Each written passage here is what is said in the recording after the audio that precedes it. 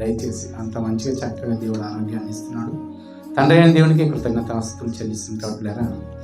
2025 సంవత్సరం అందరు చక్కగా ఆరంభించారు కదా. ఆరంభంలోనే చనిపోయిన వాళ్ళు ఉన్నారు లేదు. 2025 సంవత్సరము జనవరి 1 రోజు ఆ రాత్రి 25లోకి వస్తూ సంతోషంలో చనిపోయిన వాళ్ళు ఉన్నారు లేదు.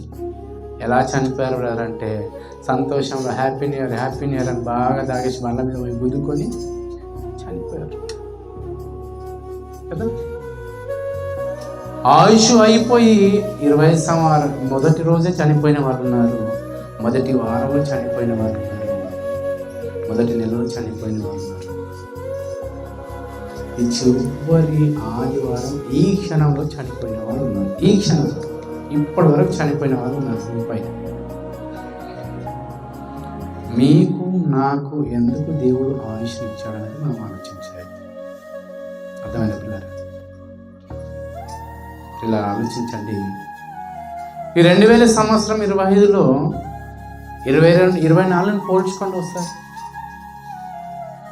24తో పోల్చుకొని 25ను పోల్చుకోండి. 24లో ఉన్న ఆత్మీయ జీవితం ఎలా ఉంది, 25లో ఉన్న ఆత్మీయ జీవితం ఎలా ఉందని ఆలోచించండి ఒకసారి. 24లో బాగుంది ఆత్మీయ జీవితము, 25లో బాగుందా?